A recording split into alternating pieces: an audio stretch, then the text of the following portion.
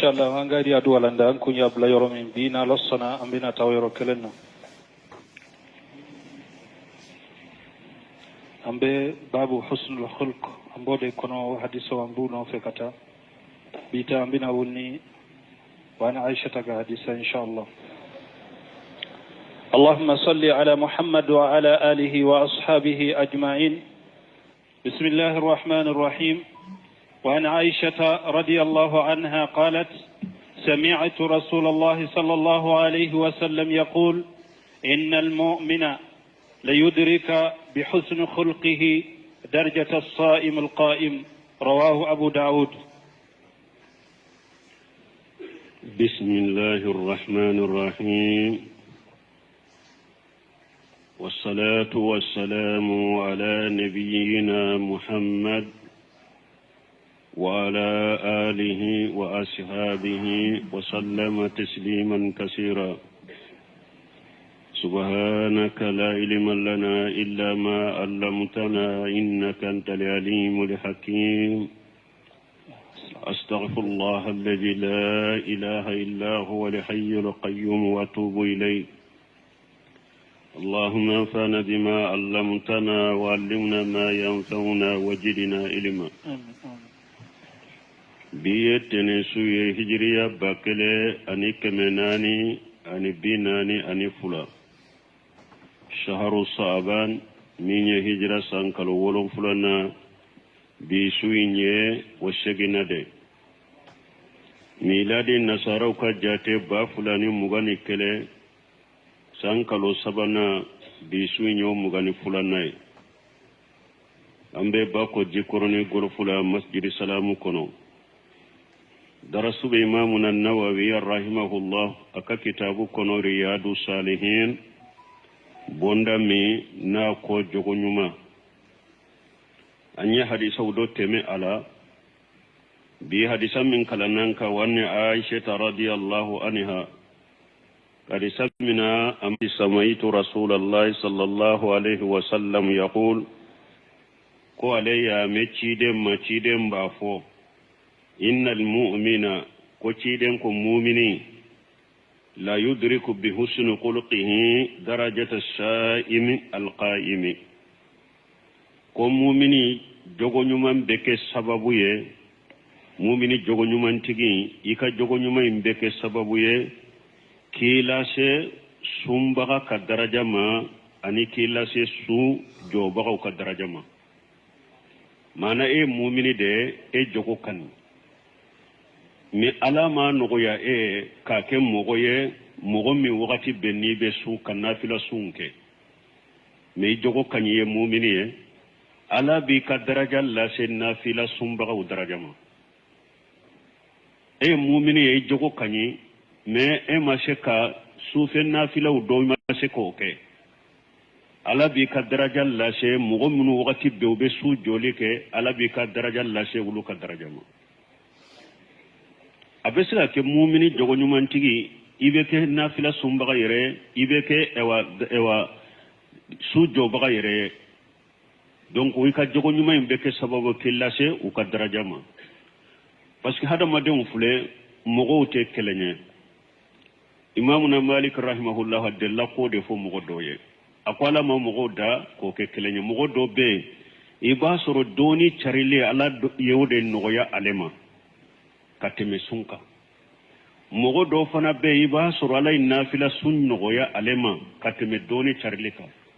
mogo do fana be abasoro ala yesufe joli de noya oma kateme sunka mogo kelen kela ko hada maden kelen kela ala yemin noya ye ibode ke donc jogo nyuma ntigi aka jogo nyuma imbeke sababu ye ka lashe nafila sumbaga daraja ma jogo nyuma imbeke ka sababu. الباهلي رضي الله عنه قال: قال رسول الله صلى الله عليه وسلم: أنا زعيم ببيت في ربض الجنة لمن ترك المراء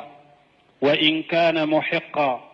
وببيت في وسط الجنة لمن ترك الكذب وإن كان ماحزا، وببيت في أعلى الجنة لمن حسن خلقه. حديث حسن حديث صحيح رواه أبو داود بإسناد صحيح. الزائم الضامن. والنبي أمامة الباهلي رضي الله عنه قد سمع أبا أمامة الباهلي لك جكوام قال قال رسول الله صلى الله عليه وسلم قال كتشيدن كسني نما باك أنا جايم ببيت في رباد الجنة لمن ترك المراء وإن كان محقا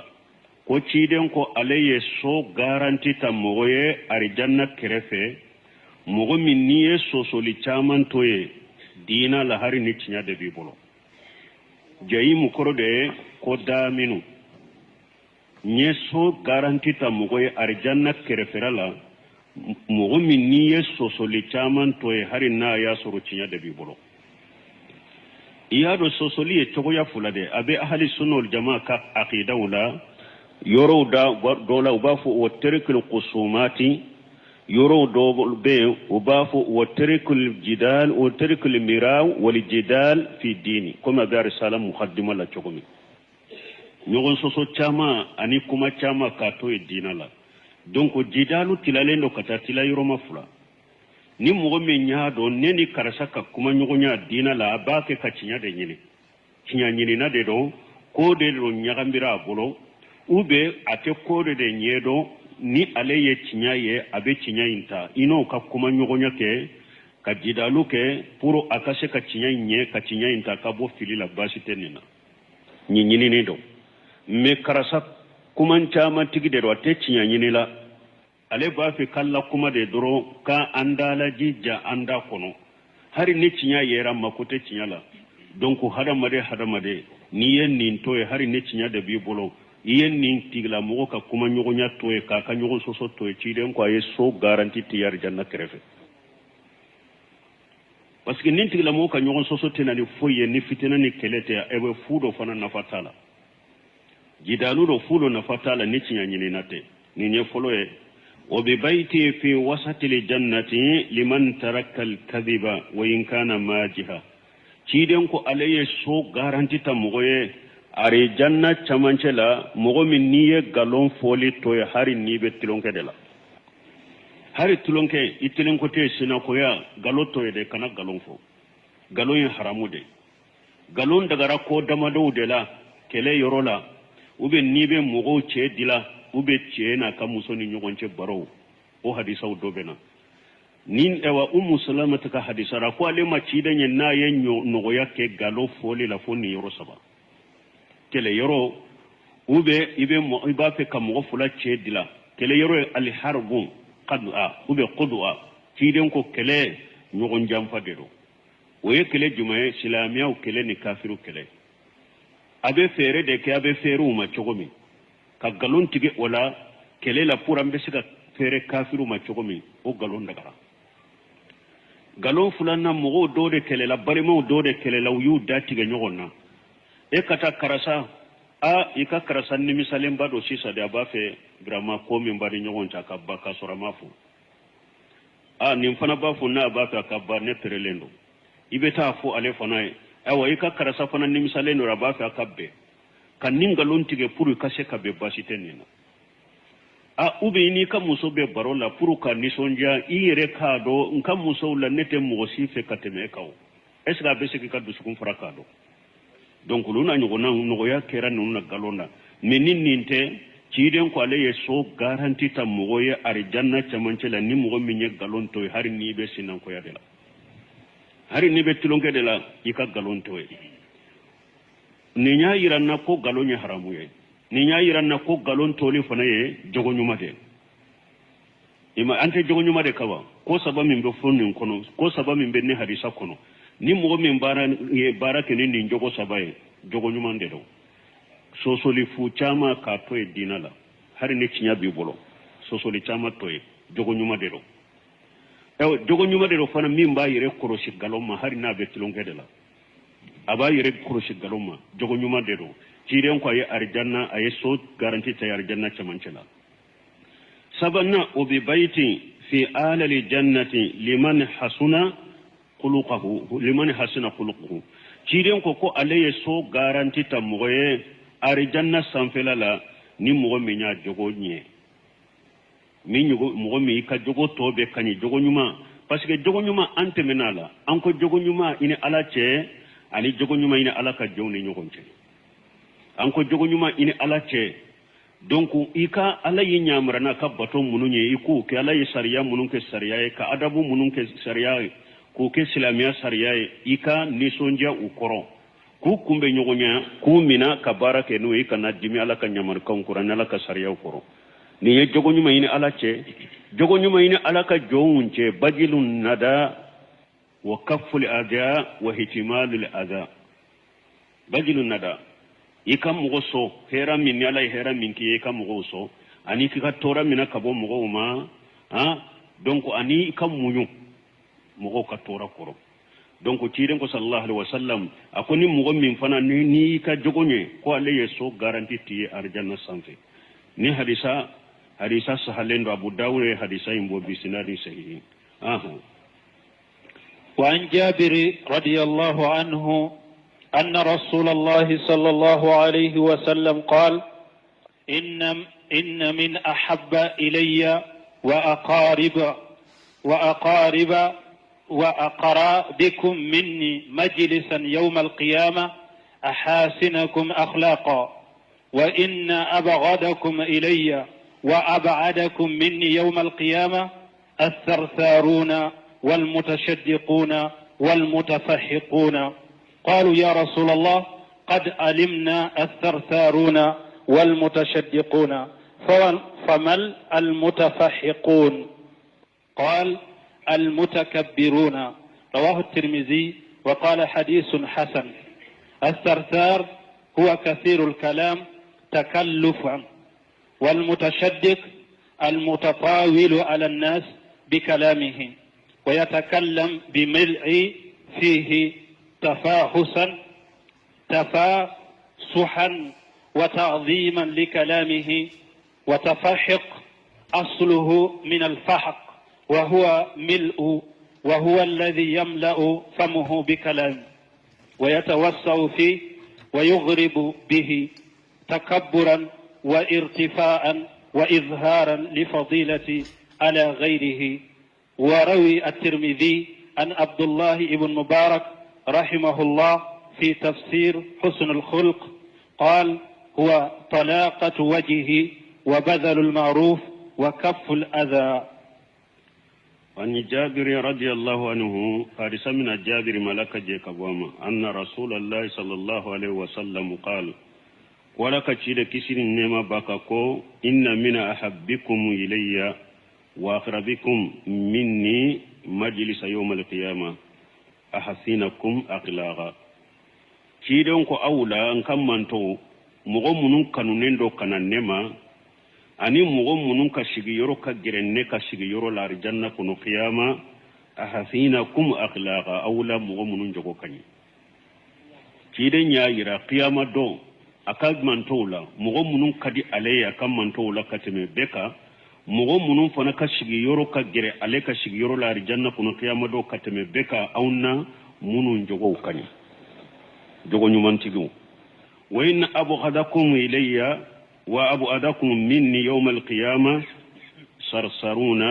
والمتصدقون والمتفيهقون كيرنكو صلى الله عليه وسلم كو يوم القيامة دو فناكو مغمونون غوني مغمونون اوا نكا كوكا غو مانا نبي مغمونون كو أولا كتم بكا مغمونون كا يورو كجانما قيامة أولا كتم بكا الصرصرون ويمن كانشي لودي ممن كان كاچاكا كما كاچا sarsar ya munye baro dawla na ye nyogon soro gereni baro dawla mo site kuma surale boro alep kelembe gere imbeta mo gote sega kuma surabolo hari ni e ba fe ka kuma sisa ibe sira ninyo kuma damina doro nimman kan kacha chuma binka kuma tige a ube nimbe kuma la tabilade ni ninko ne ka kuma doro ka kuma tigo fana te beama donc bebe gere to abolo akelembe baroke sari saruna yeninde mugom ka gochi de nya kateme beka ni mugom min ka sigi yoro kaja tile ma kateme beka kiyama o yenni tigla mo yofolo me buno semino be franfansia douala ako men na ya soro gerenna ye mugo de e doni ke bagade be gerenna gere mugo yere de benaka ko karasa brama amba fe ewa ambilla me ka ewa an kunna foni dinala ibe mindo dinala ika fonye ube ni masaila ewa ika ni masaila fonye beke ella meka kumato ebola ko bashito la ni e ba fe kula kala de u ba fe kul ula wajude ube uyere de kumato bolo puru kaseka nafa do soro bolo bashito la meni ote dinya baro ni feun mogote kuma soro ebolo gerena e kelende be barola kuma mogote kuma choko soro ebolo ni nye jogolan kolon tigide kiden ko ale ni alete mogo min fe woyeninde mogo min ka yoro kajale mo woyeninde ni nye kele afulana wal mutasaddiqu yemunye aw bena imamuna nawo bena u franfansiya mogo min fana nabe kuma aba dafa kuma la mutasaddiqu ka yereke lugha kalam lugha kalam bagangane arabu kandola ngane puru nabe gerewna dura beta arabu kambawde fo puru akaro ko karasabe arabu kanna koy ko karasabe lugha do de karasabe na hawdo puru ka yere kurta au ka yere jira awla ninde togol mutasaddiquna fiden ko mo min ka go ale kateme beka ni mo min ka yoro kaja bewa ale la qiyama do kateme beka o yin tigla mo ni nyafulanay mutasaddiquna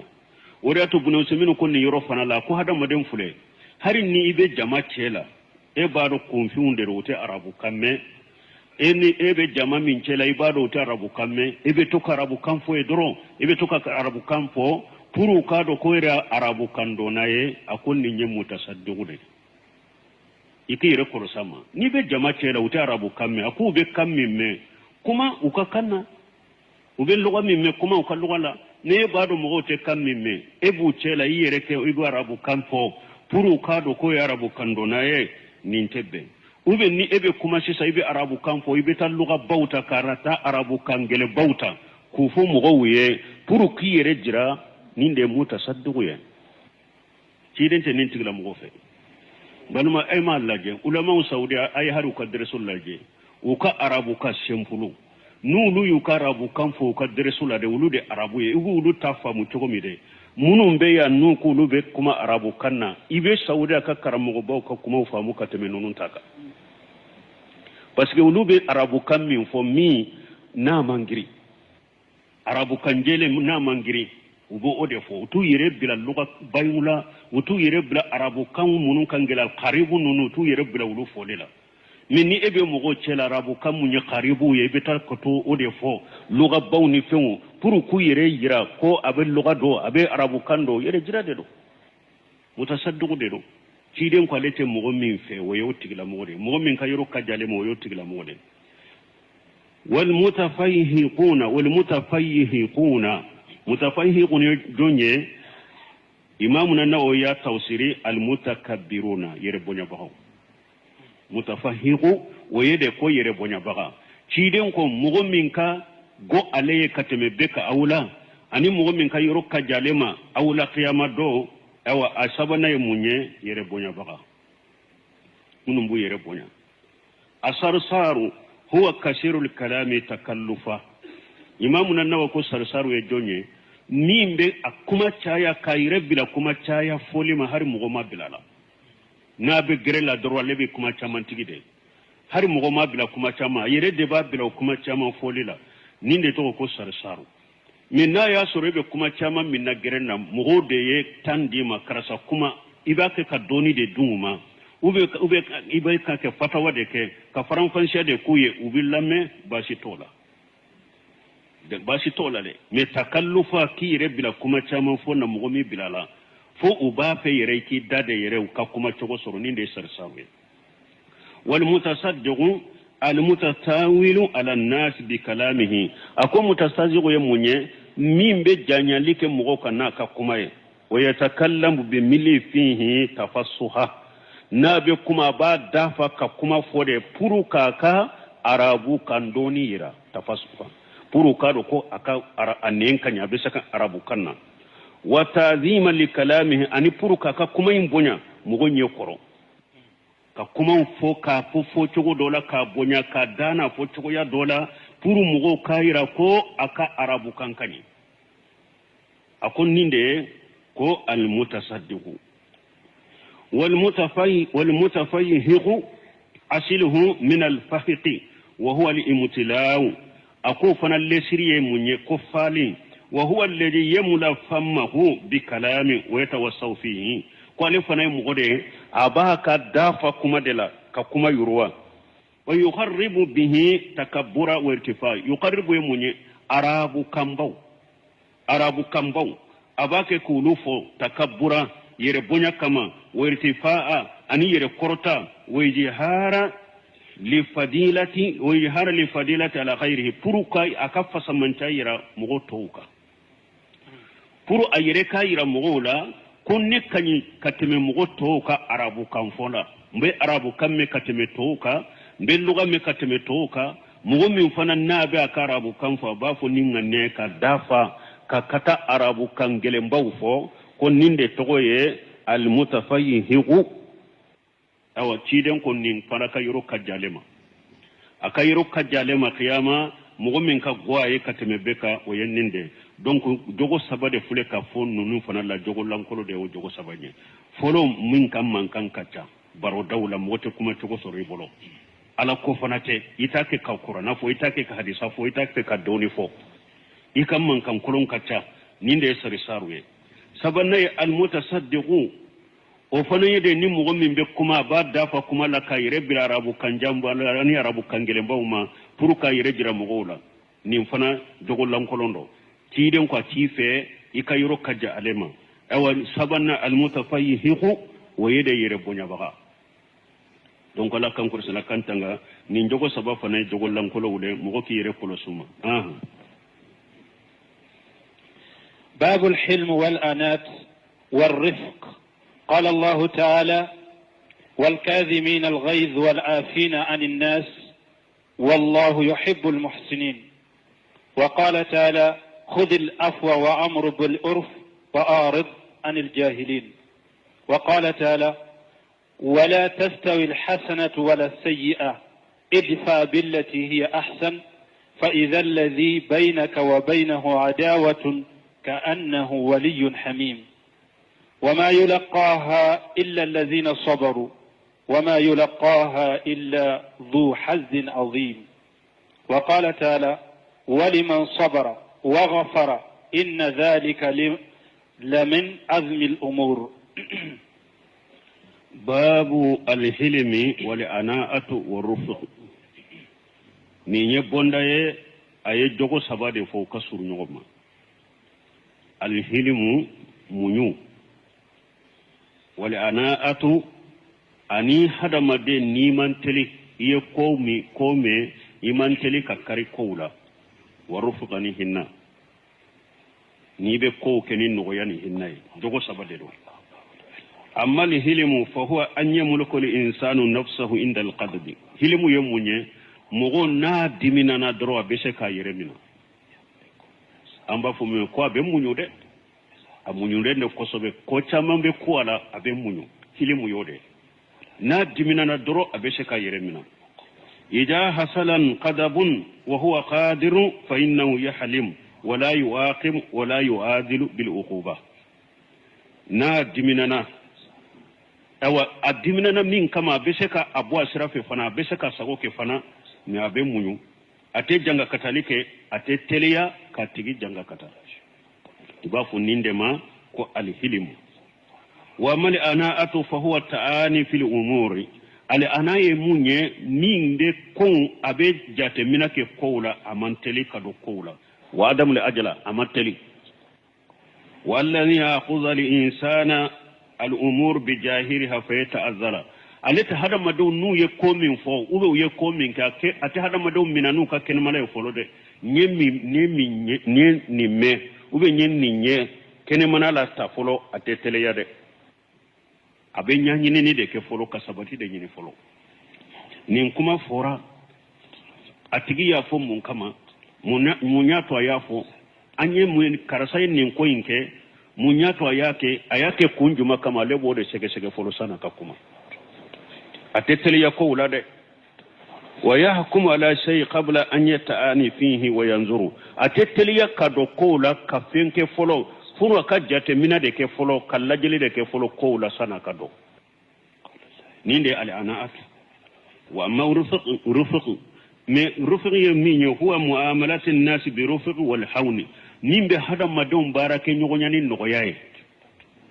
كاكونك هذا مدوم بارك نيغونياني نغياي مي مغو منون كبارا نيغونيا وين نغيا كاكادي حتى وين استحقوا ما يستحقون من العقوبات والنكال فإنه يرفق بهم mogo muno hari nuni janga katali kaka chogo yife ngore kaka chogo ni ale hari abu janga katalike abake ni ngoya de muno sum tumama yenni info aku walakin hada fima idha kana li insanu alladhi yarfuq bihi mahalla lil urfuqi mi ako hinna yorofule de nan ko hinna kanyi mogo mimbe hinna be ko keni ngoya e ako mogo munu ngoya kaka de mogo munu ni ngoya kaka كانوا يكو يكما بودي كده وما إذا لم يكون محلا للورفق فإن الله سبحانه وتعالى قال أقوم منا ياسر مغمن نغيا من كاكا ويده نونون كاكولوسي parce que ni nogoya nunun fora sisan ni nogoya nunun de fule ka fo jamana fambe kide nye nogoya de fo dina ye nogoya de ad-dini yusra inma ad-dini yusra kide nye nogoya de fo mi hada ma do fo faranfansha de kake kola mogo min ni nogoya kaka ka ko nogoya o bolo ka nogoya ta ko segere o de nyini nendo mi mogo min ni nogoya manka imanka nogoya ke oyede ayo misali yake ala yere ka aya jombe hinna ka alabo mi alako azaniyatu wa zani fa ajlidu kulla wahid minhuma mi'ata jalida ولا تأخذكم بهما رأفة في الدين الله إن كنتم تؤمنون بالله اليوم الآخر وليشهد أجابهما طائفة من المؤمنين ألاكو جنياك موسو من جنياك كي من جنياك جنيا سبتروك سلاميا سريالا وما فرو أيو كلين كلي بوسي بوسانيا كمي جنياك لا مسوما جنياك لا تشيما نا يوسر جنيا سبتروك وما فرو o kelen kelebe ayu gosi busanya keme awa hinna kanaw mina ukakola ala ko ka kola le sahidu yemunye wala ta'qujukum bihima rafatu fi dinillah uka hinna kanaw mina ala ka dina ka kola de uka hinna shi kanaw mina nawli manani alaye ani dollaba awa uka hinna kanaw mina de donc ni mugo mi hadu boli la ni hinera ko karasa be hinne abe ko kiri nogoya iye nogoya ke jene ya kelawe nogoya donna do yoro lawa est-ce que kan katanu iman katanu bal ala ya yirade ni mugo min be nogoya ko sugula ko imal limanani ala imal limanani lagaray akana hinnu la de akana nogoya ta ka usegara ala ka ko la de na wuli manani ala ani dollaba et puis na la jaba fana silama jamakulu do ka bo kalama hana aka mu'mini jamakulu do bo akala maka to nyana fana pour anake bagabagali mugo toye bal mo na ya soro ni ya soro jamana yin kono jamana inna be ba ke ki sago fo be ka ba ke ki sago ke haddu nunun de te sharia nunun de te o de ya to usman ibn affan ko inna allaha la yanzu bi sultan ma la yanzu bil qur'an usman ibn affan ka kuma do fulani ako alabe ko do fo shi ka bo mugo chela ni masate qur'ana te ko bo mugo chela parce que ko fula de dira na be hadama don dila ka na be jamana dila ko fula qur'ana ka wajuli mugo munu ya alanya sirnya bago ye mu'minu do bisra alanya qur'ana aya ne hadisa wajulu be ulud dila me mugo munu te sira alanya de dumam be ulud dila ko ulud do busa ani bamuru busa ni bamuru de bu dila donc ewa ko chaman fula bake jamana la sisa ni mugo do nana sisa ko ni mugo yen ninke ni janga kata bena ni mugo minyen ninke ni nyangili be kila be bado kona abake ube bura ube tobila ube bila donc ko do be yoro mini ni noya kaka an kambo odema ciden kambo odema kan noya ka o yoro la o kanyide me ni mugo mini noya manka imanka noya ka o yede o ko fi imamu an-Nawawi ay aya usama akwala kuma samin kurtalen wal kajimina li khayda ni mogo munun diminana nu be se ku ka dimi kunu ku ka dimi mina wal afina anin nasi ani mogo min be se ka yafa mogo ma ni mogo min ya toro ka ko jugu kala ba yafa ima wallahu yuhibbul muhsinina nunun tigla mogo nyuma de do ala be mogo nyuma de fe aw donc ni yoro fana do semina rahimahullah yenni bo yoro fana faram fansiyade na ko wal afina anin nasi أكو فقد سبق الكلام عليه وبيان التفصيل في من يستحق العفو ومن لا يستحق أكو ده ين فرن فنشا كتمده كبانغده مغو من فنني يافا كاكا أني مغو من يافا منكا وفنا فورده نين قرآن آية وكفا مكوي مغو بيتك يافا مو مغو دوبه وني يافا كاكا يبه يافا ما مغو دوبه وني يافا منكا ده يته يافا ما أكو ألو يوفو كوفي فالإنسان الشرير الذي لا يجداد بالعفو عنه إلا السوء وسره ومؤاندة هذا لا يعفو عنه أكو هذا مدمي ni hada madami mugo jugude do ale mugo jugude ni ya fara alema ya fayinta jidi foila ni tinyalite ani kana geleya ni tigla mo kana ya famade mogo min ni ya farama ya fayinta jidi foya ni tinyali ni kana geleya te kana ya fanima anko mogo min ye mogo yere mogo ladabule ne do qataw do de ya suru kuma do la uga yake wale do kila yika findo tinya donc kana gelente tinyali kala te be se ka ya foma donc ya fate ke beyede wala ya fa be ke yoro mi ni ya farama ya fa be diralike faman afa wa aslaha fa ajruhu ala allah ala yirema ya fa fotewo akoni mogo min ya farai kai ya fa ye dilalike ika sarabe alala min ni e yere ya don nin koy uyenne dele men ni ya fara lan kai ya fa inte dilalike ren kai ya fa imbe na ni tinyali wore de silamiya sariya ma ablike kai ya fo yoro la e wa iman kai ya fo yoro la fana iman ka yafa ola de yafa be dilali ke yoro mi be yafa o yoro de la mi yafa te dilali ke yoro mi silamiya sariya ma bile kai ka yafa nunun ka fam aya fulana akwala ko qur'ana kono khuzul afwa wa amuru bil urf wa aridi anil jahilina ako cide mako yafa man afwa kure munyen aya la ni hada made ni na jera je nyogonyala asera ka jogonyuma munun ke taki segere ko ke ulu mina ye de nyogonya la be ko munun ke e yere la ko munun man kai katte muluka kujul afwa kure ninde parce que hada madin madafaw ni hada madin jera ye jogo nyuma yiri la chogo ibe ko do sura bolo ube jogo do sura bolo be kuma do sura bolo donc ube o toro men nim fana nan ko ni hada madin min yiri la jogo nyuma la iko mina aka atomi abuo okila omanyi ikateme oka oye yire na chere ikajinya kola ala ko utere ni mfana ka famude ala ko utere mogoti sika tire sallallahu alaihi wasallam na ka jogo nyuma be kana kulu qur'an me tiren tumbe ya fa yire ka hakewde la yeci ala ka dina ko ni karidoro kala soso joro tire nyabe bele koro o yoruni kele be ala ka hakemina ila mogo shite ciden soso ala nyana ube kala ka hake cinya ciden nyana ko abo otoila ato toila de ayere ka hake minye ciden be ya faola ni saraka jogo nyuma minke ayere abo mineye ni ye jogo nyi lankolo minta ka yere segere na ba yere de ka jian ko la abette moka mi ala kote de sariya ni dina kote donc nan ko fana kujul afwa ya faka minani yorola ni mfana ka korosi yere ka hakeo nini mogo jera asera ka jogo nyuma munun ke ye ulumina ye abake ka kataw munun ke ela ni kataw mbi yere kunde ka mudulolente dina kola udulolen be yere de ka jian kola